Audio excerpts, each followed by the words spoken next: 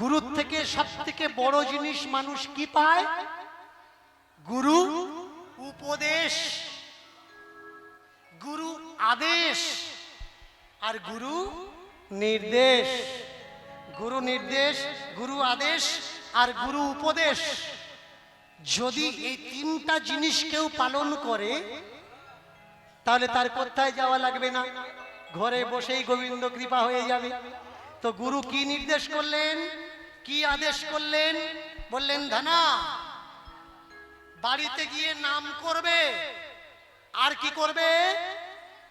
পর উপকার। কি করবে? পর উপকার। শিষ্য বলে উঠলেন, গুরুদেব পর উপকার কি করে করব? বলে যে ব্যক্তি তোমার থেকে সাহায্য পাওয়ার যোগ্য তাকে সাহায্য কর। যে ব্যক্তি দুস্থ অসুস্থ তাকে সাহায্য কর। যে ব্যক্তি পথ চলতে পারে না তাকে সাহায্য করো। যে ব্যক্তি দেখতে পায় না তাকে সাহায্য করো। এই গুরু নির্দেশ।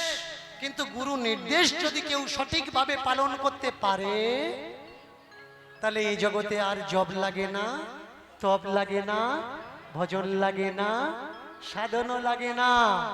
মায়েরা ভালো করে মন দিয়ে শুনবেন, এই গুরু আদেশ গুরু উপদেশ যদি কেউ ভুল পথে চালনা করে বা এর শব্দার্থ ভুল বোঝে তাহলে কি হবে?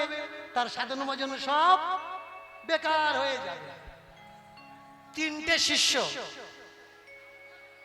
কটা শিষ্য মায়েরা? তিনটে শিষ্য এক গুরুদেবের। তিনটে শিষ্যই একেবারে কুঁড়ে। না তো গুরু আদেশ মানে, না গুরু উপদেশ মানে, না তো গুরু নির্দেশ মানে। গুরু নির্দেশ মানে। গুরুদেব বলে বললেন, দেখ তোরা আশ্রমবাসী, এরকম করলে তো হবে না, আশ্রমের বদনাম হয়ে যাবে। তোরা এক কাজ করবি। কি কাজ? পর উপকার করবি। কি উপকার? বলে দেখ যারা দেখতে পায় না তাদের পথ দেখাবি, যারা খোঁড়া এপার থেকে ওপারে যেতে পারে না, যাদের বয়স হয়ে গেছে তাদের রাস্তা পারাবার করে দিবি। খবরদার, আমি যেন প্রত্যেক দিন সন্ধ্যায় খোঁজ নেব, প্রত্যেক দিন যেন তোরা একটা করে উপকার করেছিস, আর সেই উপকার আমার বলে শোনাবি। বললে বেশ আছে, বলে শোনাবো। 2-3 দিন চলে গেল, গুরুদেব ডাক দিয়ে যায়, এদিকে এদিকে এদিকে, এই আজকের কে কি করেছিস? 1 নম্বর শিষ্য এসে বলে উঠলে, আজকের আমি পরোপকার করেই ছাড়লাম। বলে কি রকম? বলে আজকের একটা ঠাম্মা চলতে পারে না, বসেছিল, আমি রাস্তার এপার থেকে ওপারে পার করে দিলাম। বলে বাহ বাহ বাহ, তুই ভালো কাজ করেছিস। আর একজনকে ডেকে যাই, তুই কি করেছিস?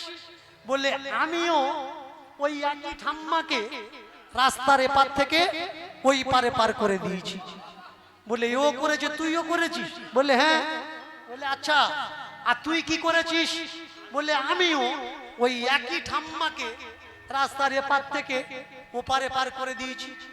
গুরুদেব বলে বুঝলাম না, 3 জনে উপকার করলি তাও একটা ঠাম্মা, আর 3 জনে মিলে একটা ঠাম্মাকে পার করলি, কি করে করলি আমায় খুলে বল। এবার 1 নম্বর শিষ্য বলছে, গুরুদেব আপনি বলেছেন পরোপকার করতে হবে, তা ঠাম্মাকে গিয়ে বললাম আমার গুরুদেবের নির্দেশ, যারা পথ চলতে পারে না তারা আমি এপার থেকে ওপার করে দেবো। ঠাম্মা তো রেগে গেল, গিয়ে বলছে আমি ওপারে যাব না। আমি বললাম না, আমার গুরুর নির্দেশ, এপার থেকে আমি তোমার ওপারে নিয়েই যাব। আমি যখন 2টো হাত ধরেছি, ঠাম্মা তেরকি দেখাচ্ছে, তখন তোমার এই শিষ্য গিয়ে 2টো পা ধরেছে। আমরা চাগিয়ে নিয়েছি, ঠাম্মা গালাগালি করছে, তোমার এই শিষ্যটা গিয়ে ঠাম্মার মুখ চেপে ধরেছে। আমরা 3 জনে মিলে এপার থেকে চাগিয়ে ওই পারে পার করে দিয়েছি। ঠাম্মা মনে হয় এখনো গালাগালি করছে। বললে শোন, যার উপকারের দরকার নেই তাকে যদি জোর করে উপকার করো,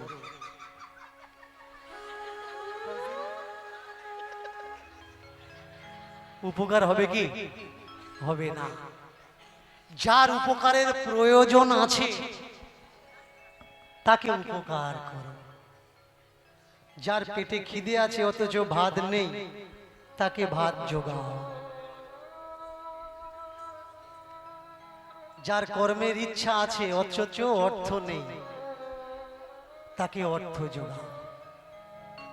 যার বসবাস করার ইচ্ছা আছে অথচ জায়গা নেই, তাকে ভূমি দান দাও। যার রাজৈশ্বর্য অট্টালিকা আছে তাকে দান দিয়ে কি হবে? যার অনেক অন্ন আছে তাকে অন্ন সেবা দিয়ে কি হবে?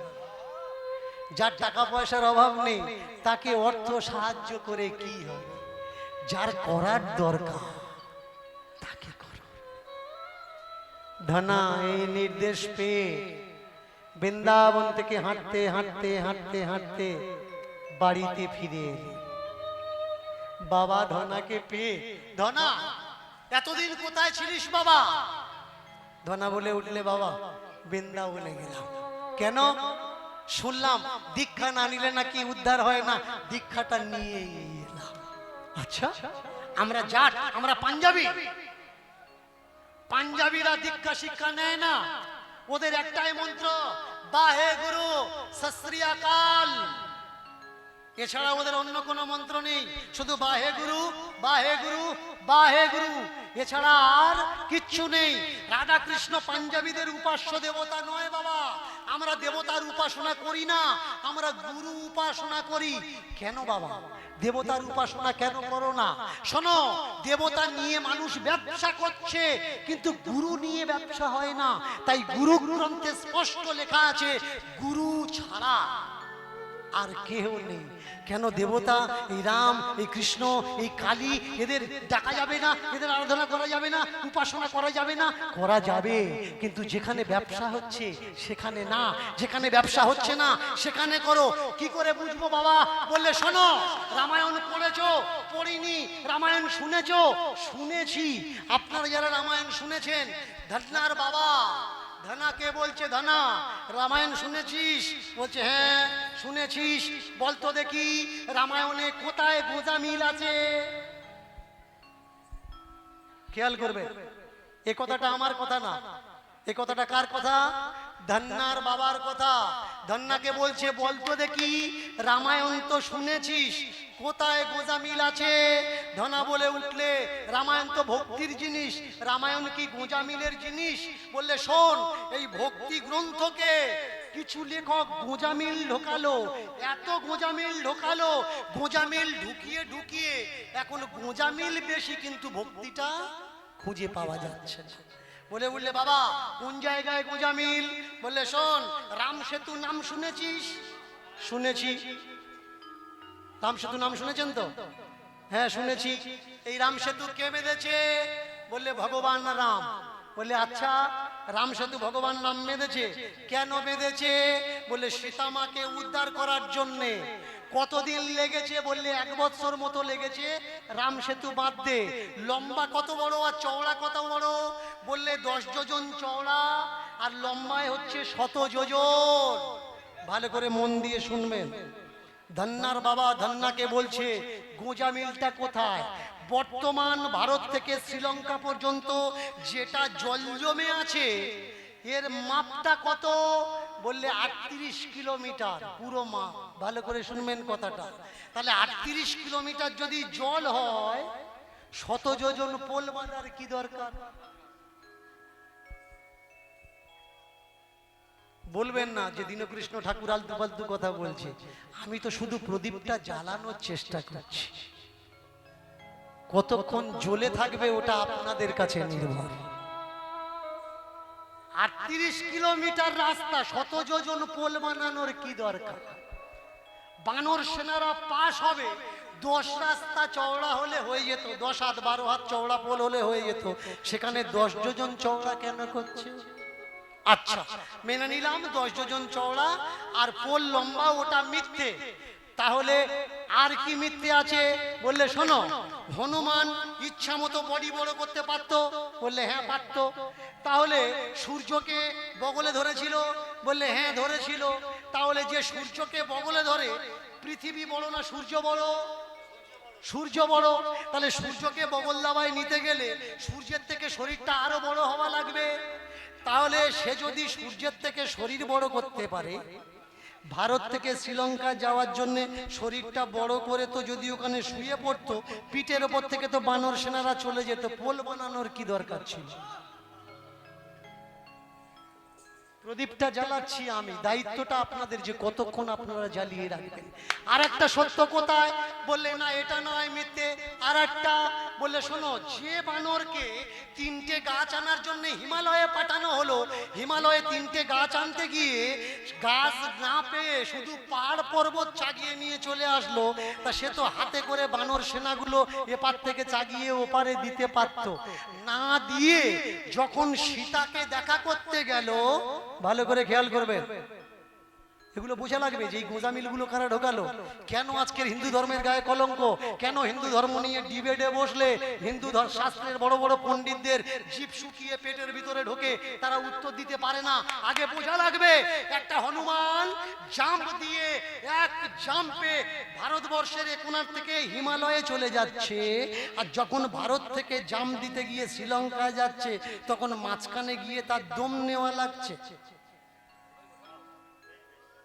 তার পাহাড়ের উপরে গিয়ে দম নেওয়া লাগছে, ঘাম ফেলে দিল, সেই ঘাম পাহারা দিচ্ছে একটা কুম্ভীর, সেই মেয়ে কুমিরটা ঘাম খেয়ে তার পেটে একটা বাচ্চা হলো, নাম হলো বজরংবলী।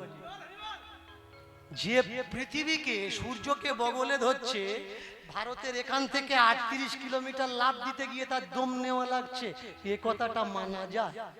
শাস্ত্র পড়ো, কিন্তু গোঁজামিলটা বাদ দিয়ে।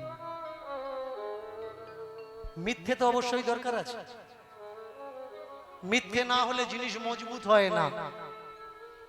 আপনি বলবেন মিথ্যের কি প্রয়োজন, আমি বলবো প্রয়োজন আছে। মায়েরা সোনা তৈরি করে, করে তো মায়েরা সোনা বানান তো। সোনা একটা সময় ছিল 50-50 মিল দেওয়া হতো, 50-50 মিল দেওয়া হতো, কে কত মিল দিচ্ছে ধরতে পারতো না। সরকার এখন একটা মিলের স্ট্যাম্প লাগিয়ে দিল, সেটা কি, তাকে বলে হলমার্ক। এতে 9.5 9.6 একটা লিমিট বেঁধে দিল, তারপরে একটা মিল। কেন মিল দেওয়া হচ্ছে? সোনায় যদি মিল না দেওয়া হয় তাহলে সোনা শক্ত হবে না। অরিজিনাল সোনা কি নরম, সোনায় মিল দিলে সোনা শক্ত হবে। শক্ত হলে তবে তো মেয়েরা নাকেরটা, কানেরটা, হাতেরটা, গলারটা পরতে পারবে। আর যদি মিল না দিয়ে অরিজিনাল পরে রাত্রিরে পরে ঘুমোবে, সকালবেলা দেখবে আলু সিদ্ধর মতো বেঁকে গেছে। তাই স্ট্রং থাকার জন্য হালকা মিল দরকার। তার মানে এই নয় সোনার ভাগ কম আর ব্রোঞ্জের ভাগ বেশি থাকবে, তাই পড়তে হবে তোমার, কিন্তু মিলাবাটটা কম নেবে আর অরিজিনালটা বেশি নেবে, তবে গিয়ে তোমার মুক্তি হবে, না হলে তোমার মুক্তি হবে না। প্রেম সে বলো নিতাই গৌর হরি হরি বল। যারা সত্য সন্ধানী তারা বলে অরিজিনাল ছাড়া আমরা নেব না, সত্য ছাড়া আমরা নেব না, সত্যটাই আমাদের দরকার, আমরা মিথ্যার ধার ধারবো কেন? তাদের আমি বলবো ভাই, জীবনে কোনো সময় মিথ্যা বলতে হয়, মিথ্যা বলে অন্যজনও খুশি হয়, নিজেও খুশি হওয়া যায়। আপনি বলবেন কিরকম মিথ্যা? মেনে চলুন, আপনার বাবা আপনার মা অসুস্থ হয়ে গেছে, আপনি ডাক্তারখানায় নিয়ে গেছেন, ডাক্তার আপনাকে বলছে যে বাবা বাড়িতে নিয়ে যাও, খাইয়ে দাও, এর আর হবে না। রাস্তায় আস্তে আস্তে আপনার বাবা আপনার মা জিজ্ঞাসা করছে, বাবা ডাক্তারখানায় আমার নিয়ে গেলি, ডাক্তার কি বলল? আপনি বলবেন যে ডাক্তার বলেছে বাড়িতে নিয়ে যা, খাইয়ে দে, এর আর হবে না। এই সময় এখানে একটু মিথ্যে কথা বলা লাগে। কি মিথ্যা? বাবা ডাক্তার বাবু বলেছে, ভালো ডাক্তার, ওষুধ প্রেসক্রিউজ করে দিয়েছে, আমি ওষুধ ঠিক নিয়েছি, ডাক্তারবাবু বলেছে একটু লম্বা টাইম ধরে ওষুধ খাওয়া লাগবে, আপনি ঠিক হয়ে যাবেন। এইটুকা মিথ্যাতে যদি বাবা আর 10 দিনের জায়গায় 20 দিন বাঁচে, তাতে অপরাধটা কি আছে? কোনো অপরাধ নেই। বাবাও শুনে খুশি আর ছেলেও বলে খুশি। কিঞ্চিত মিথ্যা সংসারে অবশ্যই প্রয়োজন আছে, তার মানে এই নয় মিথ্যার সংসার আমরা করে জীবন যাপন করব। ধনার বাবা ধনাকে বলছে, বাবা নিতে শেখো। গ্রন্থ কথা বলা যখন বলবে ভেবে চিন্তেই বলো, ঠিকটা বলো, বেঠিকটা নিজের কাছে রেখে দিও, তবে তাকে বলে প্রবক্তা, তবেই তাকে বলে পাঠক, তা না হলে বলে না। ধনা বলে উঠলে, বাবা তাহলে আমি এখন কি করব? আমার গুরুদেব আমায় আদেশ করেছে তুমি সংসার করো। বলে কি করবে? আর আমাদের যে গরুগুলো আছে, ভেঁসাগুলো আছে, তুমি নিয়ে যাও, মাঠে নিয়ে গিয়ে চড়াও, আর জমি জুতাই করো, চাষবাস করো। সকালবেলা উঠে গরুগুলো নিয়ে যাচ্ছে মাঠে, আর ওই ঝোলার ভিতরে ঠাকুরজিটা আছে, যে গুরুদেব নকল ঠাকুরজিটা তুলে দিয়েছিল। এ তো জানে না নকল, এ জানে এটা রাজা ঠাকুর, আর গুরুদেবের কাছে প্রজা ঠাকুরটা আছে। ওই রাজা ঠাকুর নিয়ে যাচ্ছে, আর মা বলছে, বাবা রাজস্থানী ভাষায় রুটিকে রোট বলা হয়, রোট, 4টে রোট দিয়েছে, করো জোর করে গাছের পাতার উপরে রেখে জল টল দিয়ে স্নান করিয়ে বললে, পাথর রূপী ঠাকুরজি তুমি না খেলে আমি খাবো না। একদিন গেল, দ্বিতীয় দিন রুটিগুলো গাইকে খাইয়ে দিয়েছে, দ্বিতীয় দিন আবার স্নান টান করিয়ে দিয়ে বলছে, পাথর দেবতা তুমি না খেলে আমি খাবো না। পাথর খায়নি, রুটিগুলো গাইকে খাইয়ে দিয়েছে, গৌমাতাকে খাইয়ে দিয়েছে। তাকিয়ে দেখো কাকে খাওয়াচ্ছে? গৌমাতাকে খাওয়াচ্ছে। গৌমাতাকে খাওয়ানো একটা পুণ্য। যারা বলছে আমার টাইম খারাপ চলছে, আমার ভাগ্য খারাপ, আমার কপাল থেকে দুঃখ দূর হচ্ছে না, গোমাতাকে গুড় আর চানা খাওয়ান। চানা বোঝেন তো? রাত্রিরে ভিজিয়ে দিন ছোলা, সকালবেলা ছোলাগুলো তাজা তাজা হয়ে যাবে। আখের গুড় আর ছোলা গরুকে খেতে দেবেন শনিবার শনিবার, আপনার দুঃখ দুর্দশা থাকবে না। গোমাতা আপনার দুঃখ দুর্দশাগুলো খেয়ে নেবে। আপনি বলছেন যে কাজে হাত দিয়ে আমার কাজ ফোরে না, আপনার হাত দিয়ে গোমাতাকে সেবা করান, আপনার হাত থেকে মঙ্গলই মঙ্গল হবে। প্রেম সে বলুন নিতাই গৌর হরি হরি হরি। তাই একদিন, দুদিন, 3 দিন, 4 দিন, 5 দিন গোমাতাকে খাইয়ে যাচ্ছে, খাইয়ে যাচ্ছে, খাইয়ে যাচ্ছে। আজকের ছোট্ট ধনা খাবারগুলো নিয়ে আর বললে, ঠাকুর তুমি যদি আজকে না খাও, তা আজকের আমি গোমাতাকে কি করবো জানো? আজকের এই খাবারগুলো আমি গৌমাতাকে দেবো, আর আমি জাহের বিষ খাবো। আমি যদি মারা যাই তো কালকের থেকে তোমাকে আর কেউ খাবার জন্য জেদ করবে না। কাপড়ের একটা আঁচল থেকে বিষ নিয়েছিল, খুলেছে। ঠাকুর বললে, তুমি খাবে না আমি খাবো? এবার নির্ণয় কর, হয় তুমি খাবে, তা না হলে আমি খাবো। পাথরের দিকে কটকট কটকট করে তাকিয়ে আছে। চতুর্যটা দেখুন, চতুর্থটা কি? আমরা ঠাকুর ঘরে ঢুকে যখন প্রণাম করি, কি করে করি? চোখ বন্ধ করে করি তো? কত বড় অজ্ঞানটা! ঠাকুর ঘরে ঢুকে কখনো চোখ বন্ধ করবেন না। যখন ঠাকুর ঘরে থাকবেন না, ঠাকুরকে প্রণাম করবেন, তখন চোখ বন্ধ করে ঠাকুরের প্রতিমূর্তিকে কল্পনা করবেন যে সে আমার কাছে নেই, আমার চিন্তায় আছে। কিন্তু যখন ঠাকুর ঘরে ঢুকবেন, তখন তাকিয়ে তাকিয়ে প্রণাম করবেন যে হে গোবিন্দ, তোমায় প্রণাম করছি, আর এই সময় যদি তুমি আমায় করুণা করো, আর আমার চোখটা যদি বন্ধ থাকে, করুণাটা আমি পাবো কি করে? কটকট করে তাকিয়ে আছে শালগ্রাম রূপী শিলার দিকে, আর বললে, হয় তুমি খাবে, না হলে আমি খাবো। গাঁটের থেকে খুলে বিষটা যখন মুখে দিতে গেছে, পাথর থেকে হাত বেরিয়ে হাতটা ধরেছে, নিতাই গৌর হরি হরি, উলুধ্বনি মায়েরা উলুধ্বনি।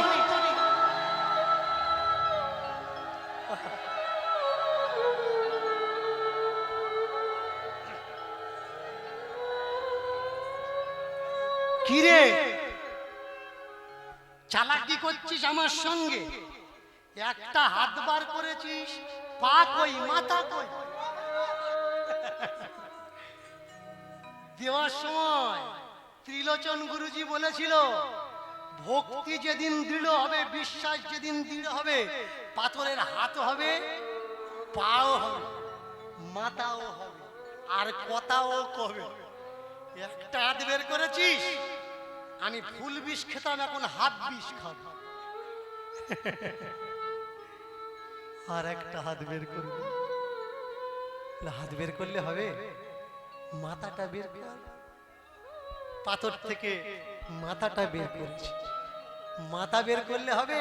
পেন নাম করবো না, পাটা বের কর। যেই দুটো পা বের করেছে, একেবারে চপেটা খাতে পায়ের ধারে শুয়ে পড়ে দুটো পা ধরে বললে, ওহে গোবিন্দ, জানি না কোন জন্মে আমার কোন সুকৃতি আছে, কিন্তু এই জন্মে পেয়েছি যখন, কথা দাও তুমি আমায় ছেড়ে যাবে, আমায় ছেড়ে যাবে, আমায় ছেড়ে যাবে। গোবিন্দ বললে, খেতে ডাকলি তো? তা পায়ে ধরে অনুনয় বিনয় মিনতি কেন করছিস? জানিস না, জীবের নিজের বস্তু ছাড়া আমি অন্য কিছু গ্রহণ করি না। এই রুটিটা, এই সবজিটা, এটা তোর না। তোর কাছে যে আমি থাকবো, যেটা তোর, তুই সেটাই আমাকে দে। ঠাকুর কোনটা আমার? পৃথিবীতে যা কিছু, এ তো সব অন্য জনা।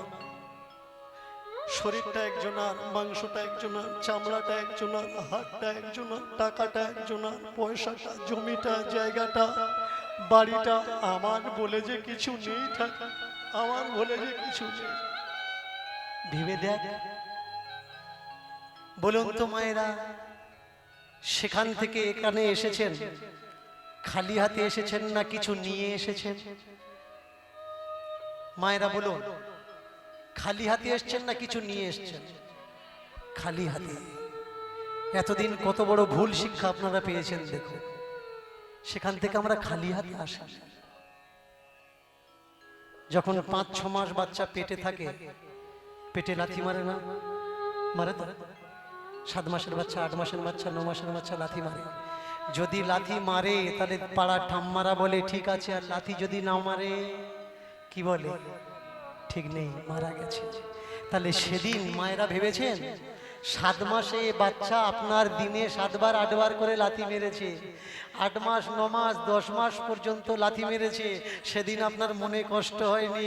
কিন্তু বড় হয়ে ওই বাচ্চা যদি লাথি মারে, তখন বাবা মা নালিশ, আমার বাচ্চা আমার লাথি মেরেছে। কেন ভাই? ভুল ডিসিশন। লাথি মারাটা শিখিয়েছে কে?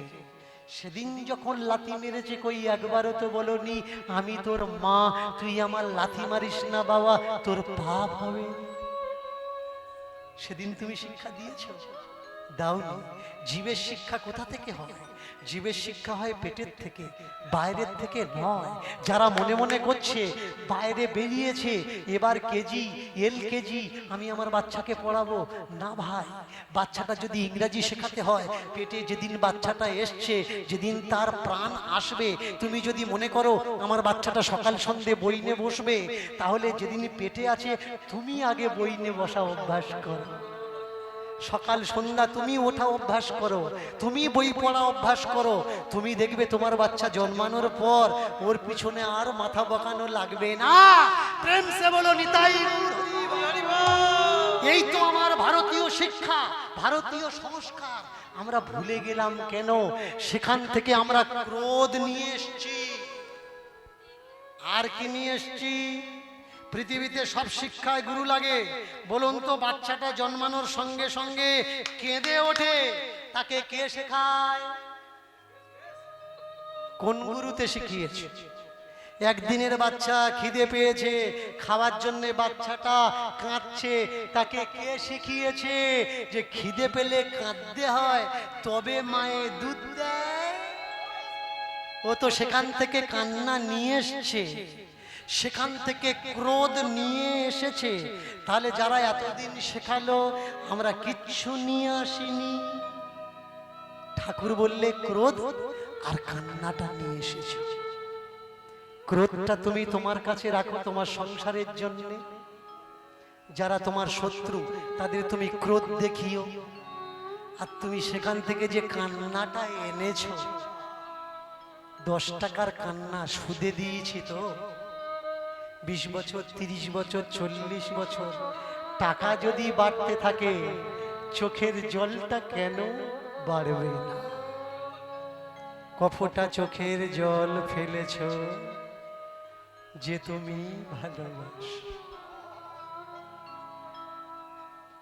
সে কিছু ভালোবাসে না, কান্নাটাই ভালোবাসে। কেউ যদি তুলসী পাতার উপরে 2 ফোঁটা চোখের জল দিয়ে বলে, হে রাধা মাধব,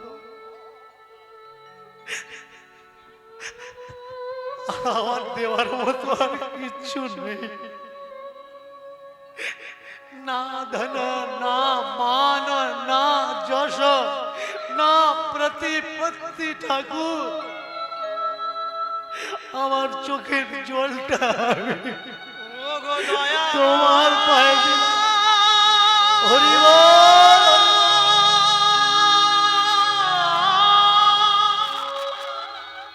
এতেই আমার রাধা রমন খুশি। তিনি প্রমাণ দিয়ে দিলেন প্রভাস যজ্ঞে। কৃষ্ণের রানীরা তাদের গহনা নিয়ে পাল্লার একদিকে তুলে দিল, কৃষ্ণের সমান হলো না। কিন্তু যখন রাধা রানীর বাড়ি এলো, রাধা রানী তুলসী পাতার উপরে চোখের জল দিয়ে বললে, হে রাধা রমন, আমার তো দেওয়ার মতো কিছু নেই, এটুকুই আমি তোমার দিলাম, তুমি সাথ করো, তার আর কিছু লাগে না। মায়েরা, বোনেরা, ভাইরা, দাদারা, যেদিন এমন ভক্তি কোন মানুষের ভিতরে সঞ্চার হবে, নমনতিস্য ভাব, সেদিন ভগবান আপনার হয়ে যাবে। তো যেই নতি স্বীকার করেছে, দেখা দাও, তা না হলে জীবন দেব বলার সঙ্গে সঙ্গেই হাত, মাথা আর পা দুটোই বেরিয়ে পড়েছে। করজোর করে বলে উঠলে, ওই চরণন কো দাস করো, ওই চরণন কো দাস করো, ওই চরণ দাস, ওই চরণ দাস, ওই চরণন কো দাস করো, ওই চরণ দাস কো দাস করো, ওই চরণ দাস করো, ওই চরণ দাস করো। দশা দশা দশা দশা দশা দশা দশা দশা দশা দশা দশা দশা করো। দশা দশা চরণ কো দাস करो, ओई चरणन को दास करो, ओई चरणन को दास करो, तो ओई चरण दास न करो। प्रभु तुम मालिक, मैं हूँ दास। प्रभु प्रभु तुम मालिक, मैं हूँ दास। तुम प्रेम हम जल के प्यासा, प्रभु मेरे तुम हो जगत स्वामी, प्रभु मेरे तुम हो जगत स्वामी, मैं तुम्हारे बासा, ओई चरणन को दास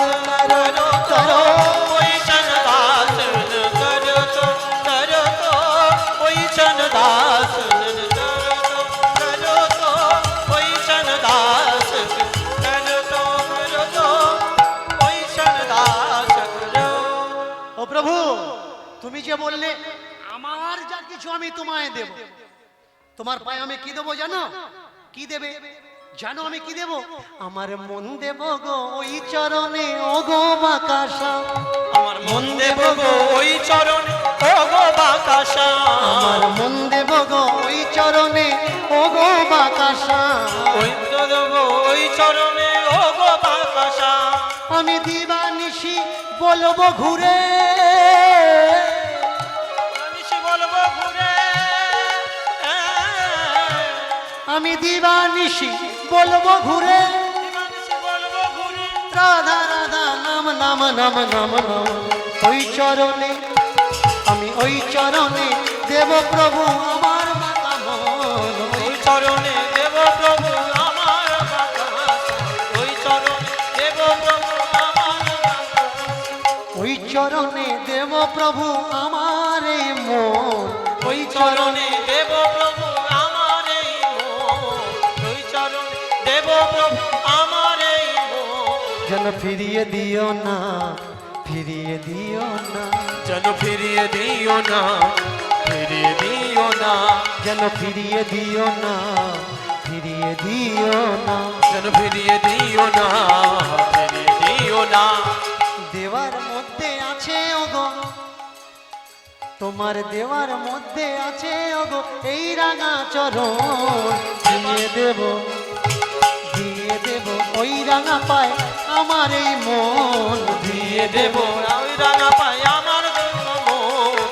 দিয়ে দেব আমার আমার এই মন। ও রাধা রমন, ও রাধা রমন, ও রাধা রমন, ও রাধা রমন, ওগো ও রাধা রমন, ও রাধা রমন, ও রাধা রমন, ও রাধা রমন, ও রাধা রমন, ও রাধা রমন, ও রাধা রমন, ও।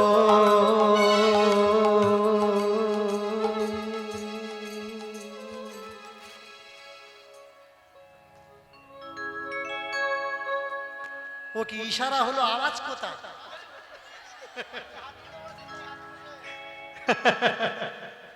ইশারা হলে হবে না, ইশারার সঙ্গে সঙ্গে আওয়াজ হতে হবে।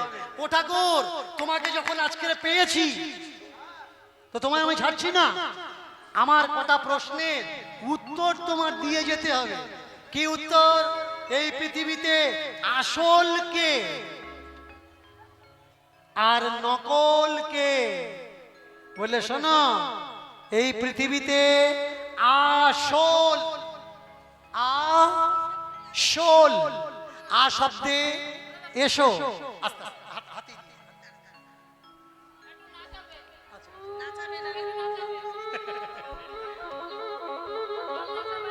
মায়েরা, এই জগতে আসল কে?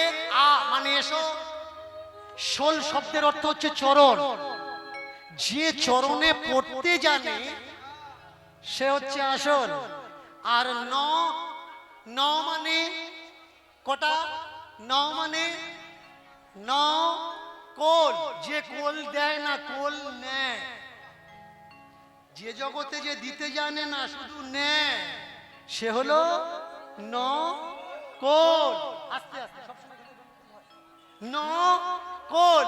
ও ঠাকুর, তাহলে এই যে তোমাকে পেতে গেলে নাকি প্রদক্ষিণ করা লাগে, প্রদক্ষিণ করা লাগে। একে প্রদক্ষিণ বলে না ঘোড়া বলে? একে কি বলে? প্রদক্ষিণ বলে না ঘোড়া বলে? তোমাকে পাবে কারা ঠাকুর বলো তো দেখি? ঠাকুর বললে এ জগতে যারা 2 নাম্বার, কারা ঠাকুর পাবে? এ জগতে যারা 2 নাম্বার তারাই আসলে 1 নাম্বার। আর এ জগতে আসলে যারা 1 নাম্বার, গুণে দেখো তারা 3 নাম্বার। বুঝতে পেরেছেন? বুঝতে পারেননি না? আজকের অনেক দূর দূর থেকে মানুষ এসছে, তারা অনেক আশা করে বসে আছে যে আমার থেকে কিছু আধ্যাত্মিক কথা শুনবে। আমি এতক্ষণ আপনাদের জন্য দিয়েছি, আর কিছুক্ষণ আমি আছি, এই কিছুক্ষণ সময় আমি আধ্যাত্ম তত্ত্ব আপনাদের সামনে বিশ্লেষণ করব। ভালো করে মন দিয়ে শুনুন। এ জগতে 2 নাম্বার 1 নাম্বার কেন? 2 নাম্বার 1 নাম্বার হলো এই কারণে, যাকে আমরা বলছি রামায়ণের লেখক, ইনিকে ক নাম্বার? ডাকাত, দস্যু। আমার ভগবান গৌরহরির কৃপা পেল জগাই আর মাধাই। এই জগতে কে 2 নাম্বার না 1 নাম্বার? 2 নাম্বার। এই যে ঠাকুরকে পেতে গেলে এই যে ভ্রমণ করছেন, পরিক্রমা করছেন, এই পরিক্রমা আমরা কোত্থেকে শিখেছি? 2টো গ্রন্থ থেকে শিখেছি। একটা হলো মহাভারত আর আরেকটা রামায়ণ। আপনারা যারা মহাভারত পাঠ করেন, পড়েন, আমি আজকের কোনো আজে বাজে কথা বলবো না। যদি বলতে পারেন মহাভারতের অরিজিনাল নাম কি, শুনে আমিও খুশি হব, এখানে যতজন মানুষ আছে শুনে খুশি হবে যে মহাভারতের অরিজিনাল নামটা বলবেন। যদি কারো জানা থাকে, কোনো ভক্তের জানা থাকে বলুন। আমাকে অনেকে মানা করে দিয়েছে যে আপনি চ্যালেঞ্জ করেন, চ্যালেঞ্জগুলো করবেন না, শুনতে আমাদের খারাপ লাগে, আপনি বলবেন যে জানা থাকলে বলুন। তেমনি আমি বলছি, আপনাদের যদি জানা থাকে আপনারা বলুন মহাভারতের অরিজিনাল নাম কি। আচ্ছা বলে দেব কি বাবা? বলে দেবো তো? মন দিয়ে শুনুন, মহাভারতের অরিজিনাল নাম কি? মহাভারতের অরিজিনাল নাম হলো জয়। অরিজিনাল নাম জয়। মোগল পাঠানদের সময়কালে এর নাম ঘুরিয়ে নাম রাখা হলো ভারত সংহিতা। এই ভারত সংহিতা নামটা কিছুদিন চলল, তারপরে ইংরেজরা ভারতে ঢোকার আগেই এর নাম রাখা হলো মহাভারত। ভালো করে খেয়াল করুন, জানবে কোত্থেকে আমাদের ভারতীয় সংস্কার সভ্যতা নষ্ট করার জন্য। আপনারা অনেকে জানেন যে 4খানা ভারতীয় বিশ্ববিদ্যালয় পোড়ানো হয়েছিল। ডকুমেন্টসে আছে 4খানা, কিন্তু অরিজিনালি কতগুলো পোড়ানো হয়েছিল? 59খানা বিশ্ববিদ্যালয় পোড়ানো হয়েছিল ভারতবর্ষের সংস্কৃতিকে নষ্ট করার জন্য। তাহলে বুঝতে পারছেন ভারতীয় শিক্ষা সংস্কার কাদের? পুরো বিশ্ব থেকে ভারতবর্ষে মানুষ ছুটে আসতো নীতিশাস্ত্র, অর্থশাস্ত্র, বিজয় শাস্ত্র বা আয়ুর্বেদ এগুলো পড়ার জন্যে। আর এখন ভারতের মানুষ শিক্ষার জন্য কোথায় যাচ্ছে? যে বিদেশে যাচ্ছে বড় পণ্ডিত, নিজের শিক্ষাকে নষ্ট করে দিলে, দিয়ে বিদেশ থেকে শিক্ষা করে আসছো, বলছো এটাই নাকি বড় পণ্ডিত। বিদেশে যায় সার্জারি শিখতে। পৃথিবীর ভিতরে সবথেকে বড় সার্জিক্যাল সেন্টার কোথায়? আমাদের ভারতে আছে। আপনারা গুগল খুঁজে দেখবেন পৃথিবীর সবথেকে বড় সার্জিক্যাল সেন্টার কোথায়?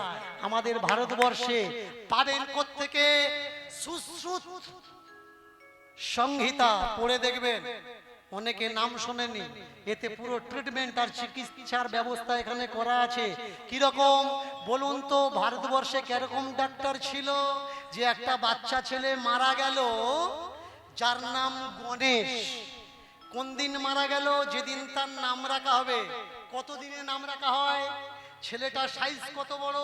নিশ্চয়ই বড় সাইজ নয়। তার মুন্ডুটা যখন কেটে পড়ে গেল, মাথায় কি লাগানো হয়েছে? হাতির মাথা। বলুন তো ছেলেটার বডি কত বড় আর হাতির মাথাটা কত বড়? ছোট্ট বডিতে ফিট করলো কারা? ভারতীয় ডাক্তাররা। ভালো করে মন দিয়ে শুনবেন, কথাগুলো শোনার প্রয়োজন। সুশ্রুত সংহিতা পড়ুন, তাহলে বুঝতে পারবেন ফিট করলো কারা? ভারতীয় ডাক্তাররা। তাহলে কি হলো? মানুষের ডিএনএ আর হাতির ডিএনএ। এখনো পর্যন্ত এরকম কোন বৈজ্ঞানিক বেরিয়েছে যে মানুষের কাটা বডিতে জন্তুর কাটা বডি লাগিয়ে প্রাণ ধরে রাখতে পারবে? আপনি বলবেন বেরোয়নি। আমার হিন্দু সনাতন ধর্মের শাস্ত্র খুলে দেখুন, প্রথম মাথা কাটা হলো কার? যাকে বলা হচ্ছে প্রজাপতি। তার মাথায় কোন মুন্ড লাগানো হলো? পাঁঠা ছাগলের মাথা। কেন?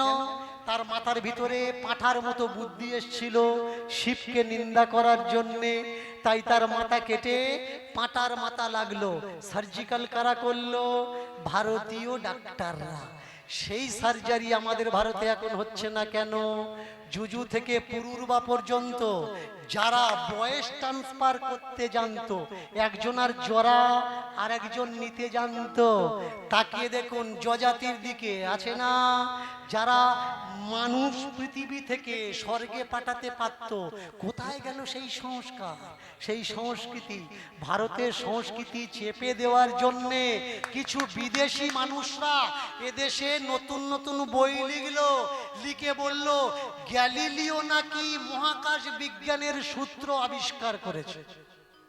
ভালো করে শুনবেন কথাগুলো, গ্যালিলিও মহাকাশ বিজ্ঞানের সূত্র আবিষ্কার করেছে। তাহলে গ্যালিলিও যদি মহাকাশ বিজ্ঞানের সূত্র আবিষ্কার করলো, দূরবীন আবিষ্কার করলো, যখন গ্যালিলিও জন্মায়নি, গ্যালিলিও জন্মানোর 1000 বছরেরও বেশি আগে, যখন বিহারের নালন্দা বিশ্ববিদ্যালয়ের উপাচার্য তিনি করলেন কি, এই বারের আবিষ্কার, মাসের আবিষ্কার, দিনের আবিষ্কার। নাম কি? আর্যভট্ট, যাকে বাঙালিরা আর্যভট্ট বলে জানে। তাকিয়ে দেখুন, ওই পাঞ্জাবে সিন্ধু নদীর তট খুঁড়তে খুঁড়তে খুঁড়তে খুঁড়তে বেরিয়ে এলো মহেঞ্জোদড়ো সভ্যতা। কিন্তু যারা বলছে ভারতবর্ষকে আমরা শিক্ষিত করেছি, ভারতবর্ষের জন্তু জানোয়ার ছিল, আমরা তাদের মানুষ করেছি, আর্য সভ্যতা যখন বেরিয়ে এলো সিন্ধু নদীর তট থেকে, তখন কি দেখা গেল? দেখা গেল সেখানে বায়ো টয়লেট ইউজ হতো। ইংরেজদের বাপ ঠাকুর দ্বারা যখন জলের ধারে পায়খানা করে আজও পর্যন্ত কাগজে মুছে নেয়, এরা সাফ সাফাই জানে না। তারা বলল ভারতীয় মানুষদের আমরা সংস্কার শিক্ষা দিয়েছি। কারা চাপা দিচ্ছে? কাদের পরিকল্পনা? আগে জানা লাগবে। এখানে ভগবান বলে উঠলেন পৃথিবীতে অ্যাকচুয়ালি 2 নাম্বার যারা, তারাই হলো 1 নাম্বার। কিরকম? যত বড় ভক্ত দেখুন, তাকে জিজ্ঞাসা করবেন ছোট্টবেলায় তুমি কেমন ছিল, সে বলবে আমি ডান পিঠে, ডাকাত, চোর, বদমায়েশ। একটা দেখাতে পারবেন ভালো ছিল ছোটবেলায়, আর বড় হয়ে সাধু হয়েছে, বড় মহারাজ হয়েছে? হয়নি। যে ছোটবেলায় যত বদমায়েশ, মায়েরা ছেলেদের বদমাইশি করতে বাধা দেবেন না। কেন? বিজ্ঞান বলে যে যত বদমাইশি করবে ওর ব্রেন তত খুলবে। ওকে বদমাইশি করতে দিন। লক্ষ্য দায়িত্ব তো আপনাদের। দেখুন আগামী দিনে গিয়ে ও শুধু আপনার নাম না, আপনার এরিয়া, আপনার গ্রাম, আপনার নগরের নাম উজ্জ্বল করে তুলবে। তাকে দেখুন, বললে 2 নাম্বার গুলো 1 নাম্বার, বুঝলাম, কিন্তু এর আধ্যাত্মিক অর্থ কি? বললে অর্থ হলো এই যে কদিন আগে হয়ে গেল মায়েরা পরিক্রমা করলো, করেছে না? কেউ মাথায় তুলসী নিয়ে, কেউ প্রদীপ নিয়ে, কেউ কাঁসর ঘন্টা নিয়ে। আমি লক্ষ্য করেছি যার সঙ্গে যার বাড়ি ঝগড়া, তার বাড়ি গিয়ে জোরে জোরে করতাল বাজাচ্ছে। এদিকে হয়তো হয়নি, আমি দেখেছি অনেক অনেক সাইটে হয়েছে। একটা জিনিস হয়েছে কি জানেন? হিন্দুরা জেগে উঠেছে। কার্তিক মাস আসলেই বোঝা যায়। যে পাড়ায় হরিনাম সংকীর্তন হতো না, যারা হরিনাম সংকীর্তনকে ঘৃণা করত, তাদের বাড়ির বউরা ভোরবেলা থেকে উঠে ডাক দেয়, ও দিদি বেরোবি না? রামায়ণম রামায়ণম প্রদক্ষিণম স্রষ্টহম। এই প্রদক্ষিণ এসছে কোত্থেকে? রামায়ণের। আমি একটা গ্রন্থের নাম অরিজিনাল বলে দিয়েছি, আপনারা একটু দয়া করে বলবেন। রামায়ণে নাম রামায়ণ, অরিজিনাল রামায়ণের নামটা কি? এটার উত্তর কিন্তু আমি বলে দেব না, আপনারা বলবেন। পড়াশোনা করুন। আপনাদের এদিকে যদি আশেপাশে আসি, আমায় গিয়ে বলবেন। সব যদি বলে দিই আর কি ডাকবেন? কি আর তো ডাকবেন না। রামায়ণের অরিজিনাল নাম কি বলবেন? আর যে ব্যক্তি বলতে পারবে, আমার তরফ থেকে 1 কিলো আটা।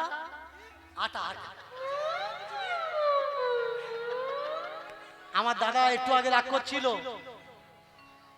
বলছে পয়সা নেবো না, ছেড়ে দেবো। আমি অত বড় বড় বলবো। আচ্ছা আচ্ছা, ভালো কিছু 500-1 কিলো দিয়ে দেবো। কেমন?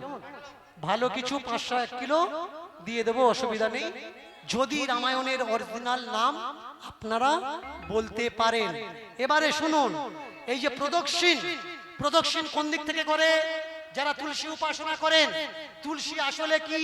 তুলসী আসলে অ্যাজ এ অ্যান্টিবায়োটিক ট্রি। ভালো করে খেয়াল করবেন। তুলসীর পাতা যদি গরম জলে ফুটিয়ে জল করে কেউ খান, বাত, পিত্ত আর কফ, এই যে হাঁটু ব্যথা, হাঁটু যন্ত্রণা, বায়ু, পিত্ত, কফ, মানুষের বডিতে রোগ কটা? তিনটে। পৃথিবীতে স্বর্গে দেবতা কটা? তিনটে। শক্তি কটা? তিনটে, তাই তো? ত্রিশক্তি, ত্রিদেবতা। আর এই শরীরের ভিতরে রোগ কটা? বায়ু, পিত্ত আর কফ। যারা হোমিওপ্যাথি নিয়ে পড়াশোনা করছে এদেরকে জিজ্ঞাসা করুন, ওরা বলবে ঠাকুর ঠিক কথা বলছে। কারণ ওই পর্যন্ত না পৌঁছালে আপনি বুঝতে পারবেন না। আপনি তুলসী পাতা রস করে মাঝে মধ্যে খাবেন। আপনার শরীরের বডি ঠিক হচ্ছে না, গরম লেগেছে, তুলসী পাতা ডলা দিয়ে নাকে টানুন। এই যে আমাদের গুরু মহারাজরা এই গাছগুলো, এই বীজগুলো আমাদের গলায় নিতে বলেছে। কেন নিতে বলেছে? যাতে আমরা অসুস্থ না হই, ব্যাধিগ্রস্ত না হই। এই যে আহারের উপরে, প্রসাদের উপরে তুলসী পাতা দেওয়া লাগবে। কেন দেওয়া লাগবে? সায়েন্টিফিক রিজন কি?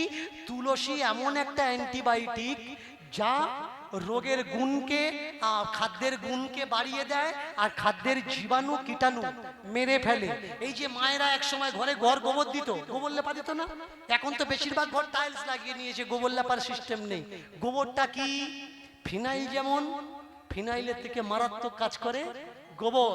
সাধুদের যে কমণ্ডল, ঢোল ফলের যে কমণ্ডল করা হয় না, এই কমণ্ডল শুদ্ধিকরণ করতে গেলে কি লাগে? গোবর আর গোমূত্র। লোহার কড়াই যারা রান্না করে, লোহার কড়াইকে শুদ্ধি করতে গেলে কি করতে হয়? আগে গোবর জাল দিতে হয়, আছে না? আপনি বলবেন টাকা দিয়ে আমি লোহার কড়াই কিনেছি, গোবর কেন জাল দেবো? কারণ লোহার যে গুণগুলো বডিতে ক্ষতি করে সেই গুণগুলো লোহার নষ্ট করে দেয় একমাত্র গোবর। প্রেম সে বলো নিতাই গৌর হরি হরি বল। এই যে ভারতের সংস্কৃতি, এই যে ভারতের শিক্ষা আপনার জানা লাগবে। এইবার প্রদক্ষিণ বাঁদিক থেকে ডান দিকে যায় কেন? বাঁদিক থেকে ডান দিকে যায় কেন? মায়েরা, কীর্তন কিন্তু 3.5 ঘন্টার উপর হয়ে যাচ্ছে।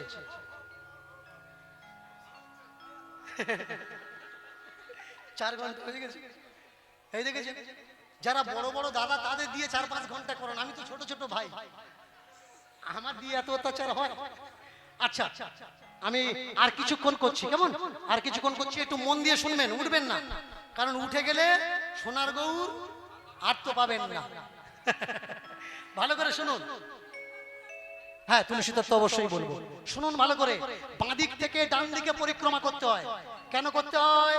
এই যে দেখবেন শরীরে রোগ আছে, ব্যাধি আছে, সকালবেলা আপনি পরিক্রমা করুন।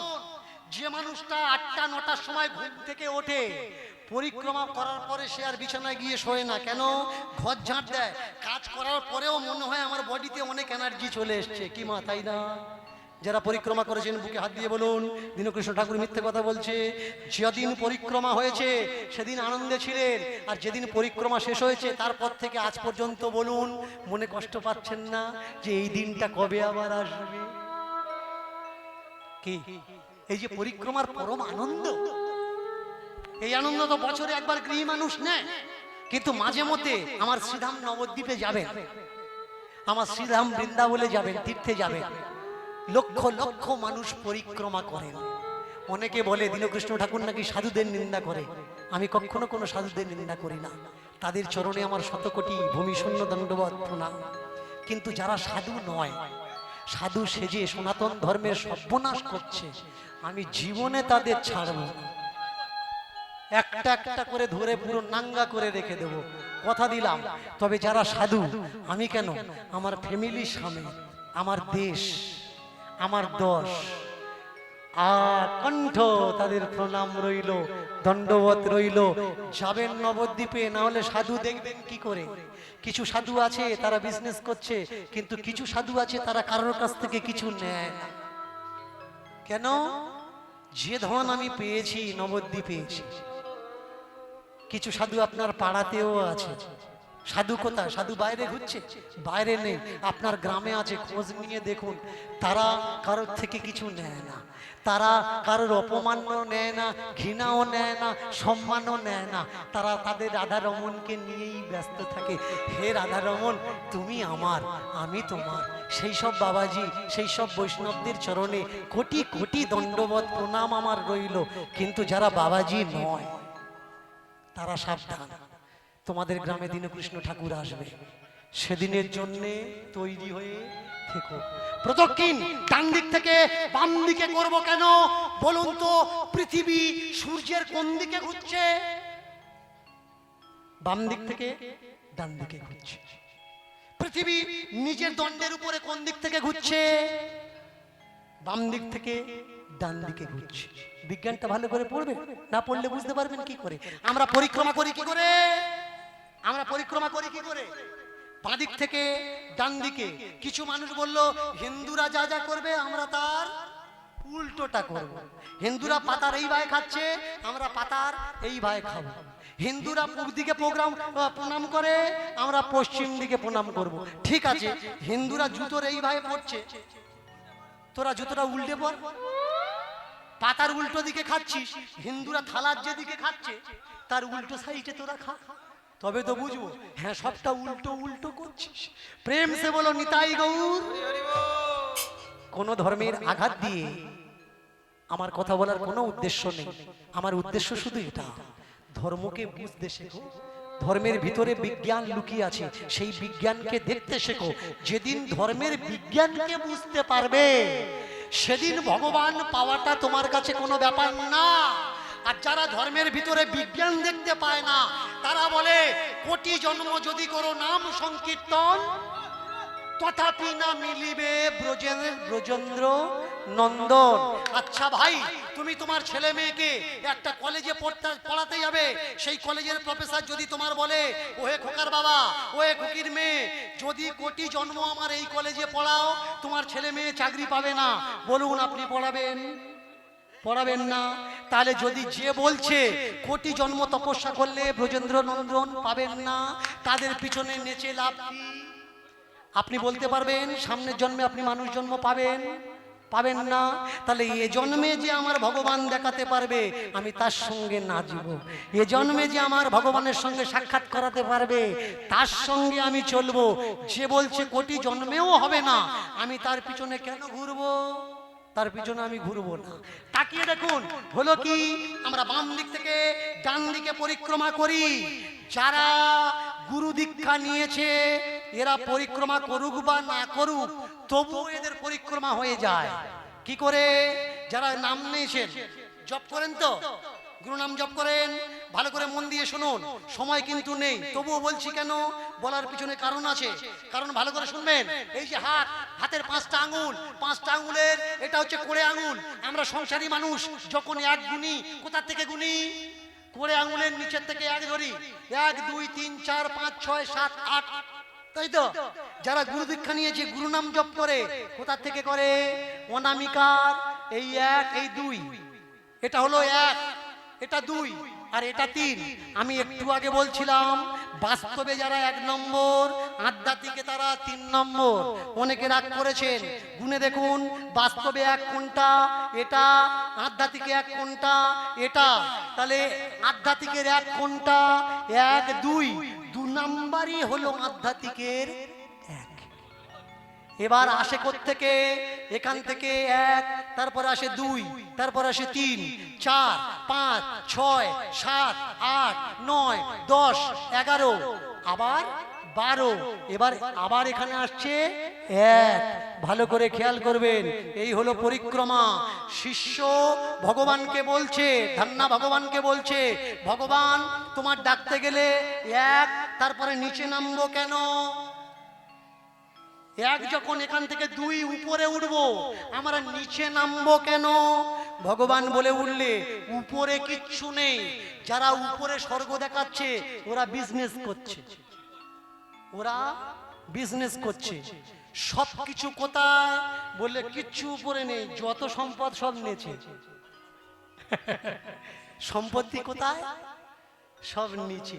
খুঁজে দেখো মন, তোমার ভিতরে আছে সেই প্রেমানন্দের গোপন সত্তা ধন। খুঁজিলে পাবে, উপরে না যাবে। শক্তি যদি পেতে চাও নিচের দিকে দাও। কোথায়? মূলাধার উপরে, মূলাধার উপরে না, মূলাধার নিচে। এর জন্য আগে নিচে আসা লাগবে। নিচে যে নামে সে উপরে উঠতে পারে। আর যে উপরে ওঠে কিছুক্ষণ পরে গিয়ে তার দম হয়ে যায়। যে যতবার পড়বে সে অত উঠতে জানবে, আর যে উঠবে কিন্তু পড়বে না সে বেশি দূর পৌঁছাতে পারবে না। তাই প্রেম সে বলো নিতাই গৌর হরি হরি। আজকের রুটি দিয়েছে, জমনি দিয়েছে।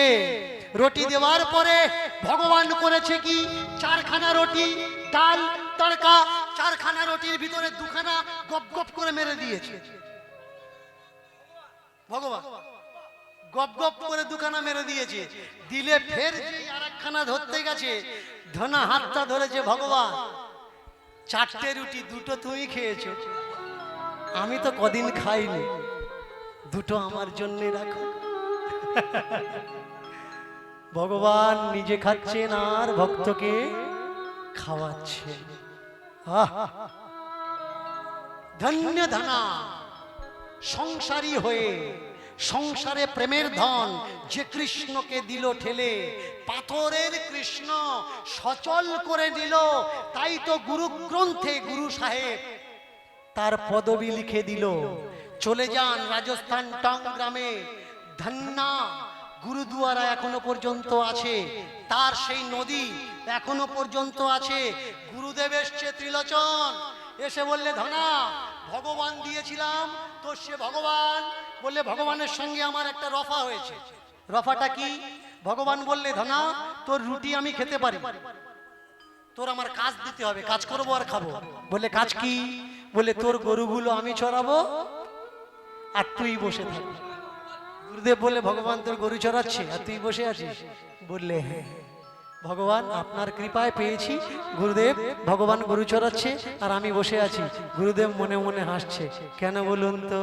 কারণ যে ভগবান পায়নি সে ভগবান সম্বন্ধে বুঝবে কি করে, যে ভগবান হয় কি করে? বলুন তো। যেই গুরুদেব বললে পেয়েছিস, বললে হ্যাঁ, বললে কই দেখা, কই দেখা। যেই বলেছে দেখা, ভগবানকে বলে ভগবান আমার গুরুদেবকে দেখা দিন। বলে তোর গুরুদেব আমায় দেখতে পাবে না। বলে কেন?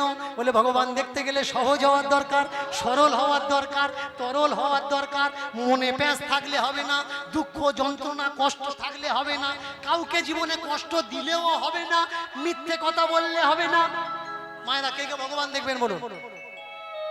হাত তুলুন কারা কারা ভগবান দেখবেন। এবারে বলুন জীবনে কে কে মিথ্যে কথা বলেননি, হাত তুলুন।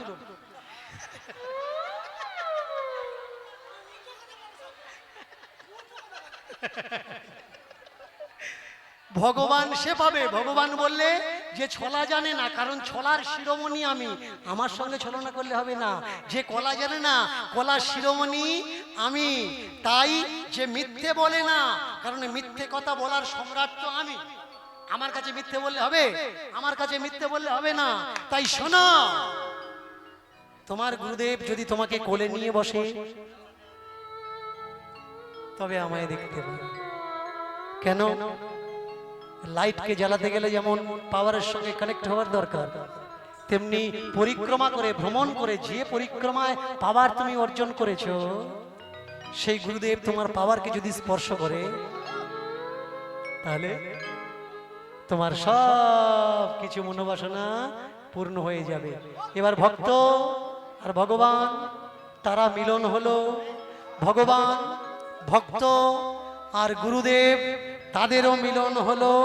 মিলন হওয়ার পর গুরুদেব বললে ধন্য ধনা গুরু কৃপায় নয়, শিষ্যের কৃপায় আজকের তোর জন্যে আমার ভগবত দর্শন হলো। তাই মা, সংসার ধর্ম বড় ধর্ম, সংসারেতে থাকো স্বধর্ম পালন করে, গারস্থ ধর্ম পালন করে গারস্থ মতে ভগবানকে ডাকো, যাকে বলে সার্থক মত, গারস্থ মত। এই গারস্থ ধর্মে চারটে নিয়ম বেঁধে দেওয়া হলো।